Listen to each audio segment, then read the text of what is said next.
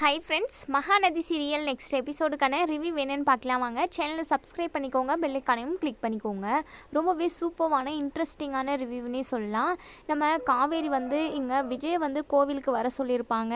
இவங்க ப்ரெக்னெண்ட்டாக இருக்கிற விஷயத்த விஜய்கிட்ட சொல்கிறதுக்காக கோவிலுக்கு தனியாக வர சொல்லியிருப்பாங்க. இங்கே விஜயுமே வரேன்னு சொல்லியிருப்பாங்க. ஆனால் இங்கே வெண்ணிலா பண்ணுற அட்டகாசம் நம்ம தாத்தா பாட்டியால் தாங்கவே முடியல. விஜய் கேட்டு ரொம்பவே தொல்லை பண்ணிக்கிட்டே இருக்காங்க. அதனால் பாட்டி விஜய்கிட்ட சொல்லியிருப்பாங்க, விஜய் இந்த வெண்ணிலாவை எல்லாம் கண்டிப்பாக எங்களால் அடக்கவே முடியாது. நீ அவகிட்ட பேசினாதான் சைலண்ட்டாக ஆகுவா. நீ தயவு செஞ்சு இவளை அடக்கிட்டு போசாமி அப்படிங்கிற மாதிரி இங்கே பாட்டி கூப்பிட்டதுமே இங்கே நம்ம விஜய் யோசிக்கிறாங்க. காவேரி வேறு 10 மணிக்கு கோவிலுக்கு வர சொன்னாலே ஏதோ ஒரு முக்கியமான விஷயம் பேசணும்னு சொன்னால் என்ன பண்ணுறது, சரி நம்ம போயிட்டு வந்துடுவோம் அப்படின்னு சொல்லிட்டு இங்கே அவங்க வீட்டுக்கு போகிறாங்க நம்ம விஜய். இங்கே விஜய் போனதுமே நம்ம வெண்ணிலா ஓடி கட்டி பிடிச்சிக்கிறாங்க. விஜய், எங்கே விஜய் போனீங்க? போயிட்டு 2-3 நாள் ஆச்சு. நீங்கள் என்னை தனியாக விட்டுட்டு போயிருக்கீங்களேன்ட்டு உங்களுக்கு கொஞ்சம் கூட நினைப்பே இல்லை. நீங்கள் பாட்டுக்கு போயிட்டீங்க. ஒரு ஃபோன் கூட இல்லை. தாத்தா கிட்ட கேட்டாலுமே உங்களுக்கு ஃபோன் பண்ணி கொடுக்க மாட்டேங்கிறாங்க. விஜய், என்னை விட்டுட்டு போகாதீங்க விஜய் அப்படின்னு சொல்கிறாங்க.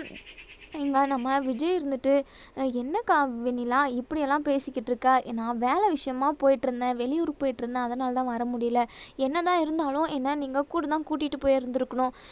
ஏன்னா உங்களுக்கும் எனக்கும் கல்யாணம் நடந்துருச்சுல்ல அப்படின்னு சொல்லிட்டு ஒரு ட்விஸ்ட்டை கொண்டு வராங்க.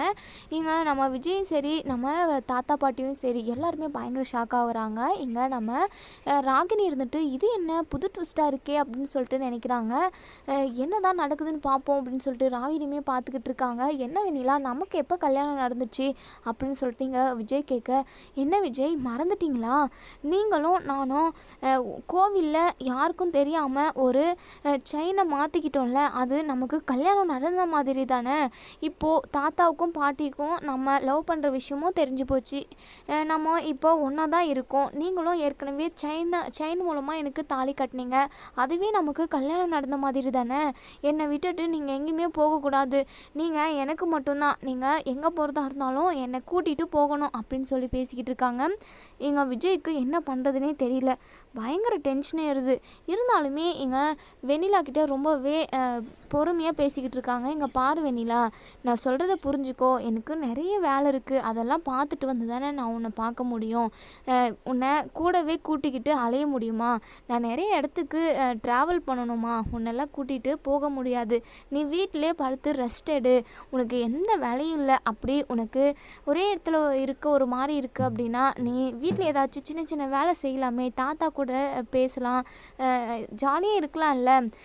எனக்கு நிறைய வேலை இருக்குது. அந்த வேலையெல்லாம் முடிக்கணும். அதனால் நான் அங்கே இங்கேன்னு அலையதான் செய்வேன். நீ என்னை எதிர்பார்த்துக்கிட்டு உட்காண்ட்ருக்கக்கூடாது, சரியா? டைமுக்கு சாப்பிட்டு ரெஸ்ட் எடுமா அப்படிங்கிற மாதிரி ரொம்ப பொறுமையாக பேசிக்கிட்டு இருக்காங்க. இங்கே வெண்ணிலா இங்கே பாருங்கள் விஜய், நீங்கள் அப்படிலாம் சொல்லாதீங்க. நீங்கள் எங்கே போகிறதா இருந்தாலும் என்கிட்ட சொல்லிட்டு தான் போகணும். அப்படி நீங்கள் போயிட்டு வரத்துக்கு லேட் ஆகும் அப்படின்னா கண்டிப்பாக நீங்கள் என்னை கூட கூட்டிகிட்டு போய் தான் ஆகணும் அப்படின்னு சொல்லிட்டு அடம் பிடிக்கிறாங்க. இங்கே பாட்டிக்கு கோவம் வந்துடுது. வெண்ணிலா, என்னடி பேசிக்கிட்டு இருக்க? ஒரு ஆம்பளை 4 இடத்துக்கு போயிட்டு வருவான். அவன் போகிற இடமெல்லாம் உன்னை கூட்டிகிட்டு போவானா என்ன? இப்படியெல்லாம் பேசிக்கிட்டு இருந்தேன்னா 2 அறை விட்டுருவான் நான் அப்படின்னு சொல்கிறாங்க. ரொம்பவே கோவமாக பேசுகிறாங்க. வெண்ணிலா என்ன விஜய், பாட்டி இப்படி முகத்தை காட்டுறாங்க? எப்போவுமே பாட்டி என்னை இப்படியே தான் திட்டிக்கிட்டு இருக்காங்க. நீயும் நானும் ஒன்றா இருக்கிறது பாட்டிக்கும் தாத்தாக்கும் பிடிக்கல போல. நம்ம 2 பேரையும் அவங்க பிரிக்கணும்னு நினைக்கிறாங்க அப்படின்னு சொல்கிறாங்க. இங்கே நம்ம விஜய் அப்படியெல்லாம் தாத்தாவும் பாட்டியும் சொல்லக்கூடாது. அவங்கெல்லாம் அப்படி நினைக்க மாட்டாங்க. எங்கள் பாரு வெண்ணிலா, நான் சொல்கிறத கேட்டுக்கிட்டு நீ தயவு செஞ்சு வீட்டிலே இரு. என்னை எதுக்காகவும் எதிர்பார்க்காத. நான் உன் கூடவே எல்லாம் வரமாட்டேன் அப்படின்னு சொல்கிறாங்க. இங்கே பாருங்கள், அப்படி மட்டும் சொல்லிடாத விஜய். நீங்கள் எப்போவுமே என் கூட தான் இருக்கணும். வாய் வார்த்தைக்காக கூட நம்ம 2 பேரும் பிரிஞ்சிருவோம் அப்படின்னு சொல்லிட்டு நீங்கள் சொல்லவே கூடாது. நீங்கள் எப்போவுமே என் கூட தான் இருக்கணும் விஜய். எனக்கு என் அம்மா அப்பா ஞாபகம் வந்துக்கிட்டே இருக்குது. என் அம்மாவையும் அப்பாவையும் எங்கே அடக்கம் பண்ணாங்க? என்ன அங்கே கூட்டிகிட்டு போகிறீங்களா ப்ளீஸ் விஜய் அப்படின்னு சொல்லி கேட்குறாங்க. உடனே விஜய் ஒரு மாதிரி சைலண்ட்டாக இருக்காங்க. 10 மணிக்கு வேறு காவேரி வர சொன்னாலே அப்படின்னு சொல்லி யோசிச்சுட்டே இருக்காங்க. இங்கே பாரு வெண்ணிலா, நம்ம நாளைக்கு போவோம் அந்த இடத்துக்கு. இன்றைக்கி எனக்கு முக்கியமான ஒரு மீட்டிங் இருக்குது. நான் அதை அட்டன் பண்ணியே ஆகணும் அப்படின்னு சொல்கிறாங்க. இங்கே வெண்ணிலாவும், விஜய் என்ன விஜய் 2 வருஷத்துக்கு அப்புறம் நான் என் நினைவெல்லாம் திரும்ப பெற்றிருக்கேன். திரும்பவும் நான் ரொம்ப கஷ்டப்பட்டு வந்திருக்கேன். என் அப்பா அம்மாவையும் இழந்துட்டுருக்கேன். இப்போ போயிட்டு எனக்கு நினைவு வந்த நாள் இது. இன்றைக்கி போயிட்டு நீங்கள் வேலைக்கு போகிறேன் அங்கே இங்கேன்னு சொல்லிட்டு என்னென்னமோ சொல்லி என்னை சமாளிக்க தான் செய்கிறீங்க. தாத்தாவையும் பாட்டியும் பேசுகிற மாதிரி தான் நீங்களும் பேசுகிறீங்க. என்ன விஜய், என்னை விட்டு விலகணும்னு நினைக்கிறீங்களா? அப்படி மட்டும் நீங்கள் கனவுல கூட நினச்சி பார்க்காதீங்க. நீங்கள் எனக்கு மட்டும்தான். இங்கே பாருங்கள், நீங்கள் இன்றைக்கி என் அம்மா அப்பா சமாதிக்கு என்னை கூட்டிகிட்டு போகிறீங்க. நாங்கள் போயிட்டு என் அம்மா அப்பாவை கும்பிடணும். என் அம்மா அப்பா கூட நான் பேசணும். நீங்கள் வாங்க, நம்ம இப்போவே போவோம். உங்கள் மீட்டிங்கெல்லாம் நீங்கள் கேன்சல் பண்ணுங்கள் அப்படின்னு சொல்லிட்டு வெண்ணிலா சொன்னதுமே இங்கே விஜய்க்கு பயங்கரமாக கோவம் வருது. இங்கே பாரு வெண்ணிலா, சொல்கிறத புரிஞ்சுக்கோ, இல்லைனா நான் என்ன பண்ணணும்னு எனக்கே தெரியாது அப்படின்னு சொல்லிட்டு கோவத்தில் பேசுகிறாங்க.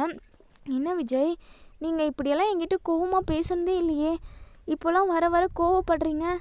அப்போது நான் பழசெல்லாம் எனக்கு ஞாபகம் வந்ததில் உங்களுக்கு சந்தோஷம் இல்லையா அப்படின்னு சொல்லிட்டு கேட்குறாங்க. எங்கள் பார்வெனிலா, உனக்கு எப்போ க்யூர் ஆகுமோ அப்படின்ட்டு தான் நான் ஒவ்வொரு நிமிஷமும் வெயிட் பண்ணிக்கிட்டு இருந்தேன். எனக்கு முடிக்க வேண்டிய வேலை நிறைய இருக்குது. நீ இப்படியெல்லாம் பண்ணிக்கிட்டு இருந்தேன்னா அந்த வேலையெல்லாம் முடியவே முடியாது. என்னுடைய சுச்சுவேஷனை உனக்கு நான் எப்படி எடுத்து சொல்லி புரிய வைக்கிறதுன்னு எனக்கு சுத்தமாக தெரியல வெண்ணிலா அப்படின்னு சொல்லி பேசிக்கிட்டு இருக்காங்க. இன்னொரு சைடு நம்ம காவேரி வாமிட் பண்ணிக்கிட்டே இருக்காங்க. இங்கே நம்ம பாட்டிமா இருந்துட்டு, என்னடி ஏதோ மாசமாக இருக்கிறவ மாதிரி வாமிட் எடுத்துக்கிட்டே இருக்க, தண்ணியை குடித்தாலும் வாமிட் பண்ணுற, சாப்பாடு ஒரு வாய் உள்ளே போல் உடனே வாமிட் பண்ணுற, ஏதாச்சும் சாப்பிட்டேன்னா அப்படியே வந்துடுது. இதெல்லாம் மாசமாக்குறவங்க தான் இப்படியெல்லாம் வாமிட் பண்ணுவாங்க. என்ன காவேரி, என்ன நடக்குது அப்படின்னு சொல்லி கேட்க, எங்கள் கங்காவோ, என்ன பாட்டி அவகிட்ட போயிட்டு இப்படியெல்லாம் பேசிக்கிட்டு இருக்க, என் அத்தை வாங்கிட்டு வந்துச்சுல அந்த அச்சு முறுக்கு, அதனால தான் இப்போ வரைக்குமே காவேரிக்கு வயிறே சரியில்லை. காவேரி, நம்ம ஹாஸ்பிட்டல் போயிட்டு வந்துடுவோம் அப்படின்னு சொல்கிறாங்க. இல்லைக்கா வேண்டாம், இது சும்மா வாமிட் தான், அது கொஞ்ச நாளில் நின்றுடும் அப்படின்ற மாதிரி சொல்கிறாங்க. கொஞ்ச நாள் அது வரைக்கும் நீ வாமிட் பண்ணி பண்ணி உனக்கு டயர்ட் ஆகிடும், உடம்பே முடியாமல் போயிடும். நீ வா, நம்ம ஹாஸ்பிட்டல் போயிட்டு செக் பண்ணி ஏதாச்சும் டேப்லெட் வாங்கிட்டு வருவோம் அப்படின்னு சொல்கிறாங்க. இல்லைக்கா வேண்டாம், இருக்கட்டும் பரவாயில்ல அப்படின்னு சொல்லிட்டு காவேரி எவ்வளோ சமாளிக்கிறாங்க. இருந்தாலுமே நம்ம கங்காவுக்கு இல்லை காவேரி, இப்படியெல்லாம் நான் உன்னை விட முடியாது, நீ வா ஹாஸ்பிட்டல் போவோம் அப்படின்னு சொல்லிட்டு இங்கே நம்ம கங்கா காவேரியை ஹாஸ்பிட்டல் கூட்டிகிட்டு போகிறாங்க. போகிற வழியிலேயே இங்கே நம்ம காவேரி விஷயத்தை அக்கா கிட்ட மட்டும் சொல்லிடுவோமா அப்படின்ற மாதிரி யோசிக்கிறாங்க. சொல்லாமா வேணாமா அப்படின்னு சொல்லி யோசிச்சுக்கிட்டே வராங்க. என்ன காவேரி எதுவுமே பேசாமல் என்னமோ ஒரு ஞாபகத்தில் என்னமோ ஒரு நினப்பில் வந்துக்கிட்டு இருக்க, என்னாச்சு உனக்கு அப்படின்னு சொல்லி கேட்க, அது அப்படின்னு சொல்லிட்டு ரொம்பவே பதட்டப்படுறாங்க. என்ன காவேரி என்னாச்சு உனக்கு, இப்படி பதட்டப்படுற, ஒரு மாதிரி பயத்திலே இருக்கிற மாதிரி இருக்குது, எதுவாக இருந்தாலும் என்கிட்ட சொல்லு காவேரி, நான் உன்னை திட்டவா போகிறேன், உனக்கு ஏதாச்சும் பிரச்சனை அப்படின்னா கண்டிப்பாக அதை நான் சால்வ் பண்ணி தானே வைக்க போகிறேன், நீ என்ன பிரச்சனை என்ன ஏதுன்னு என்கிட்ட எதுவாக இருந்தாலும் கரெக்டாக சொல்லு காவேரி அப்படின்னு சொல்லி கங்கா கேட்டதுனால நம்ம காவேரி சரி நம்ம உண்மையை சொல்லிடுவோம், அக்கா கிட்ட மட்டும் சொல்லுவோம் இப்போதைக்கு அப்படின்ற மாதிரி இங்கே நம்ம காவேரி கங்கா கிட்ட உண்மையை சொல்லிடுறாங்க. அக்கா நான் ப்ரெக்னெண்ட்டாக இருக்கேங்க்கா அப்படின்னு சொல்கிறாங்க. கங்காவுக்கும் அவ்வளோ ஒரு பெரிய ஷாக்கு. என்ன காவேரி சொல்கிற, நீ சொல்கிறது உண்மையா, ப்ரெக்னெண்ட்டாக இருக்கியா, இவ்வளோ சாதாரணமாக சொல்கிற, நீயும் விஜயும் புருஷன் பொண்டாட்டியாக வாழவே ஆரம்பிச்சிட்டிங்களா அப்படின்னு சொல்லி கேட்க, ஆமாக்கா நாங்கள் என்ன தான் பிடிக்காமல் கல்யாணம் பண்ணிகிட்டு இருந்தாலும் போக போக ஒருத்தருக்கு ஒருத்தர் புரிஞ்சுக்கிட்டு நாங்கள் லவ் பண்ண ஆரம்பிச்சிட்டோம். வெண்ணிலா எப்போ வந்தாலும் அப்பத்தில் தான் என் வாழ்க்கையில் குழப்பமே ஸ்டார்ட் ஆயிடுச்சு. ஆனால் இப்போது என் வயிற்றில் ஒரு குழந்தை உருவாகிக்கிட்டு இருக்குக்கா. இந்த விஷயத்த இன்னுமே நான் அவர்கிட்ட கூட சொல்லலை அப்படின்னு சொல்கிறாங்க.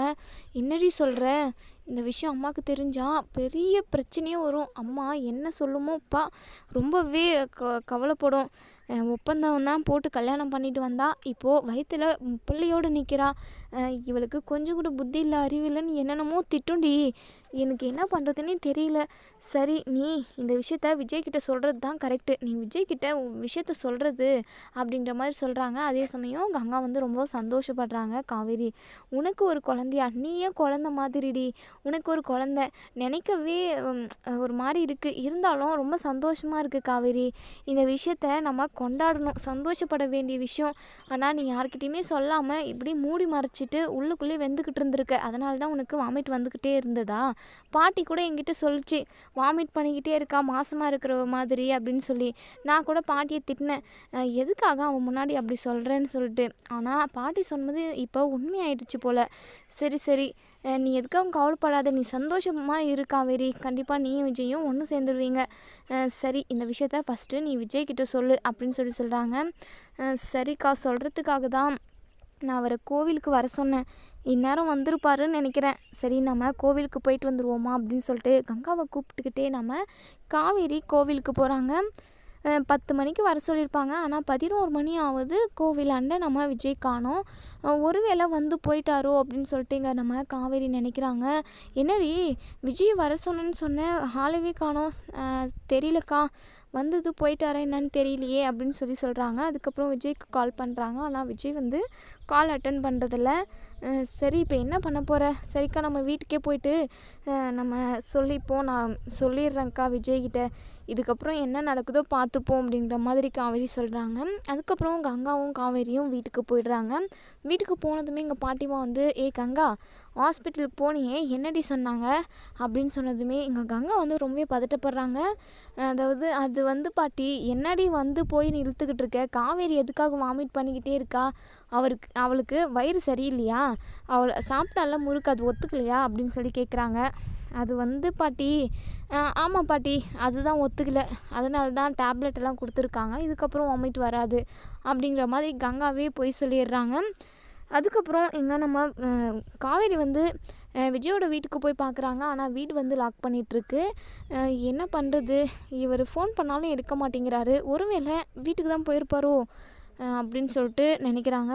சரி, நம்மளும் அங்கேயே போவோம் அப்படின்னு சொல்லிட்டு யோசிக்கிறாங்க. ஆனால் நம்ம தனியாக போகிறது கரெக்டாக இருக்காதே, என்ன பண்ணுறது, அது மட்டும் இல்லாமல் போயிட்டு வரத்துக்கு லேட் ஆகும், வீட்டில் அம்மாவும் திட்டம். சரி, அம்மாக்கிட்ட ஏதாச்சும் ஒரு பொய்யை சொல்லிவிட்டு கங்காக்காவை கூட கூட்டிகிட்டு போவோம் அப்படின்னு சொல்லிட்டு இங்கே காவேரி யோசிக்கிறாங்க. அதுக்கப்புறம் ஒரு வழியாக நம்ம கங்காவும் காவேரியும் சாரதா கிட்ட என்னமோ ஒரு பொய்யை சொல்லிட்டு வீட்டை விட்டு வெளியே வந்துடுறாங்க. அதுக்கப்புறம் இங்கே நம்ம கங்கா இருந்துட்டு, காவேரி, ஏண்டி அவர் இங்கே வந்ததுக்கப்புறம் நம்ம விஷயத்த சொல்லிட்டு இருந்திருக்கலாம், ஏன் நீ அவசரப்படுற அப்படின்னு சொல்லி கேட்குறாங்க. அக்கா, வெண்ணிலாவுக்கு எல்லா சுயநினைவும் ஞாபகத்துக்கு வந்துடுச்சாங்க்கா, இப்போ வெண்ணிலா நல்லா சரியாயிட்டாங்க அப்படிங்கிற மாதிரி சொல்கிறாங்க. என்னடி காவேரி, எப்படியோ உன் வாழ்க்கைக்கு ஒரு விடிவு காலமே பிறந்துருச்சு, அதான் விஜய் சொல்லிக்கிட்டு இருந்தார்ல, வெண்ணிலாவுக்கு க்யூர் ஆயிடுச்சு அப்படின்னா அவங்கள வீட்டை விட்டு வெளியே அவங்க வீட்டுக்கு எடுத்துகிட்டு போய் விட்டுறலாம் அப்படிங்கிற மாதிரி.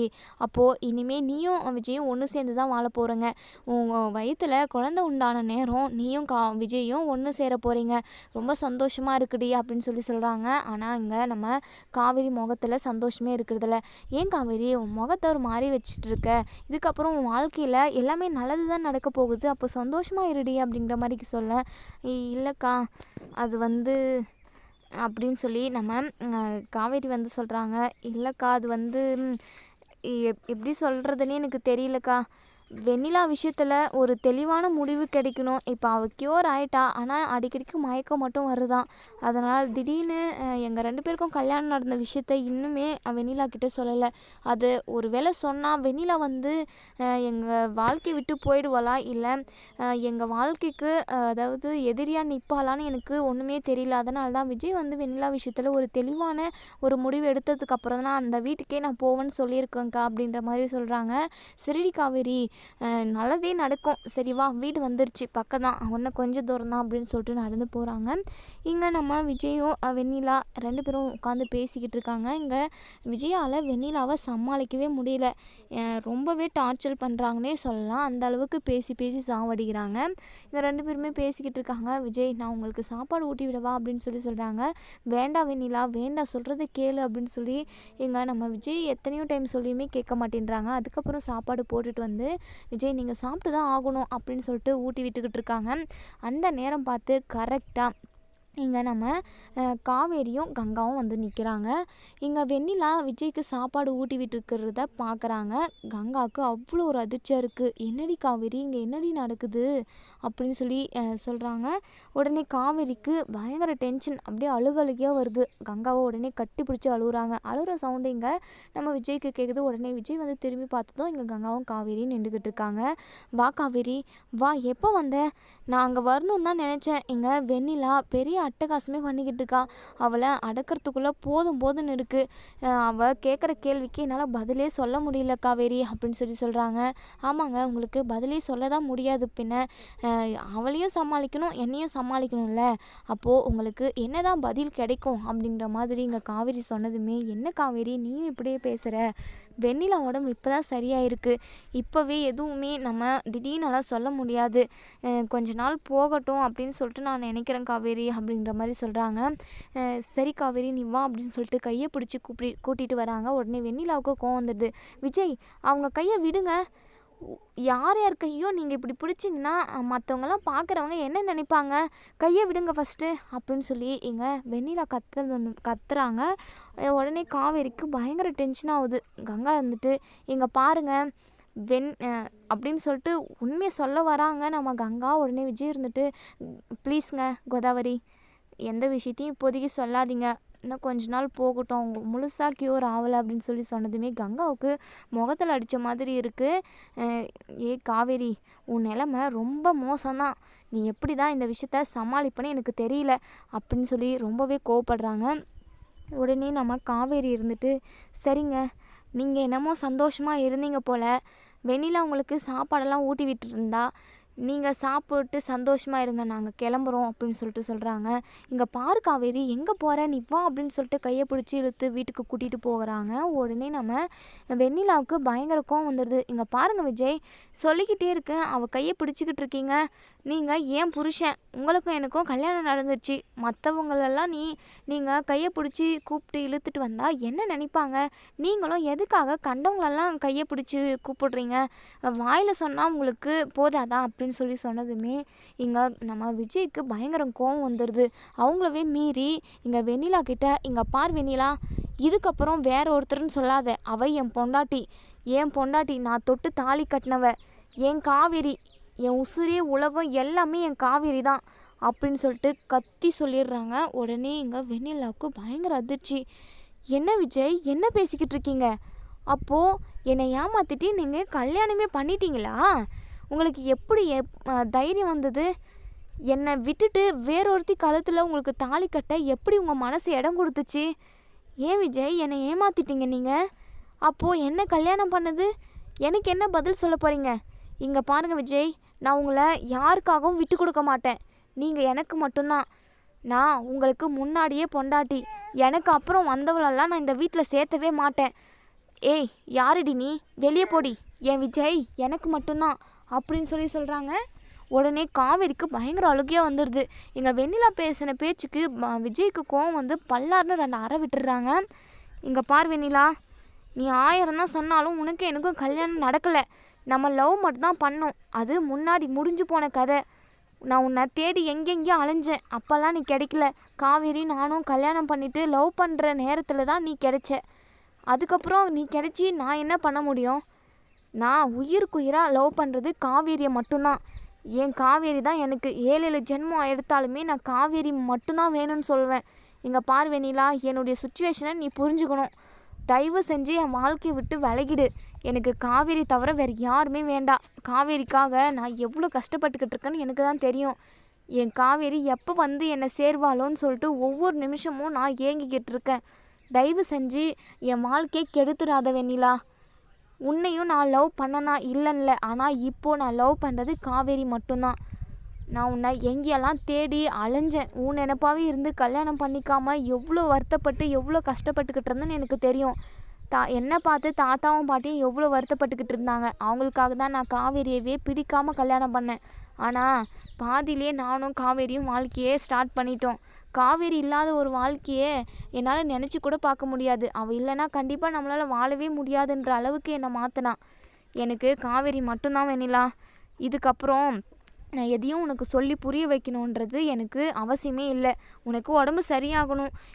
நான் லவ் பண்ண பொண்ணு இப்படி உடம்பு முடியாமல் இருக்காளே அவளுக்கு சரியாயிடணும் அப்படின்றதுக்காக தான் இத்தனை நாள் இந்த வீட்டிலே வச்சு உனக்கு ட்ரீட்மெண்ட் பண்ணிக்கிட்டு இருந்தேன், இப்போது நான் நினச்ச மாதிரி நீ நல்லாவே சரியாயிட்ட, இதுக்கப்புறம் நீங்கள் இருக்காத, உன்னை நான் எங்கேருந்து காவேரி தான் உன்னை கூட்டிகிட்டு வந்தது, காவேரி உன்னை எங்கேருந்து கூட்டிகிட்டு வந்தாலோ நான் அங்கேவே கூட்டிகிட்டு போயிட்டு விட்டுறேன், இதுக்கப்புறம் உன் வாழ்க்கை என்னவோ அதை பார்த்துக்கிட்டு போயிட்டே இருக்குது, தயவு செஞ்சு என் வாழ்க்கையில் குறுக்கிடாத, காவேரி கிட்டேருந்து என்னை பிரிச்சிடாத, நான் காவேரி கூட சேரணும் அப்படின்றதுக்காக நான் எத்தனையோ போராட்டத்தை தாண்டி வந்துக்கிட்டு இருக்கேன் அப்படின்னு சொல்கிறாங்க.